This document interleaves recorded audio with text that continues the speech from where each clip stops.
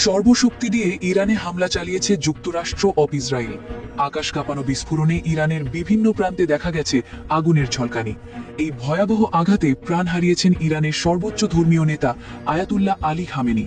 কিন্তু বড় প্রশ্ন হলো, এত সব বিধ্বংসী হামলার পরও কি ইরানের সামরিক শক্তি আসলেই ভেঙে পড়েছে, নাকি মাটির গভীরেই অক্ষত আছে তাদের আসল সক্ষমতা? এই তর্কে ঘি ঢেলেছেন রুশ সামরিক বিশ্লেষক আলেকজান্ডার। রাশিয়ার প্রেসিডেন্সিয়াল একাডেমির এই বিশেষজ্ঞের দাবি, যুক্তরাষ্ট্র ও ইসরায়েলের আধুনিক অস্ত্রগুলো ইরানের মাটির গভীরতম স্থাপনাগুলোতে আঁচড়ও কাটতে পারেনি।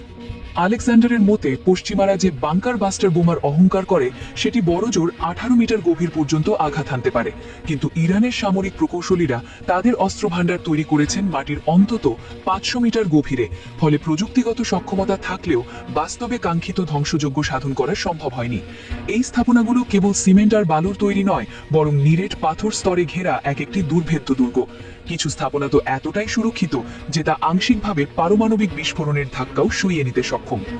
ইরানি এরোস্পেস ফোর্সের কমান্ডারের তথ্য মতে, তাদের ক্ষেপণাস্ত্র ভাণ্ডার কোনো একটি নির্দিষ্ট স্থানে কেন্দ্রীভূত নয়, বরং সারা দেশ জুড়ে শত শত অঞ্চলে ছড়িয়ে রাখা হয়েছে।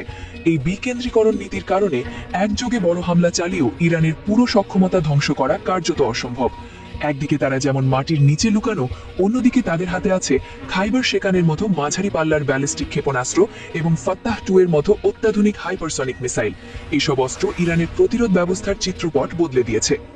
স্যাটেলাইট ছবিতে তেহরানের আকাশে ধোঁয়া আর কিছু অবকাঠামো ধ্বংসের চিত্র দেখা গেলেও আলেকজান্ডারের দাবি, আসল কৌশলগত সক্ষমতা মাটির ওপরে নয়, মাটির নিচেই নীরব রয়েছে।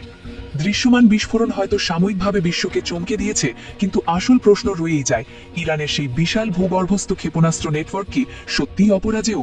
আকাশের আগুন আর মাটির নিচের এই নীরব প্রস্তুতির লড়াই শেষ পর্যন্ত কোন দিকে মোড় নেয়, তাই এখন দেখার বিষয়। প্রিয় দর্শক, আপনাদের কি মনে হয়, আধুনিক বাংকার বাস্টার বোমা কি 500 মিটার গভীর গর্ত খুঁড়তে পারবে, নাকি ইরানের এই ভূগর্ভস্থ শহরগুলোই হবে যুদ্ধের তুরুপের তাস?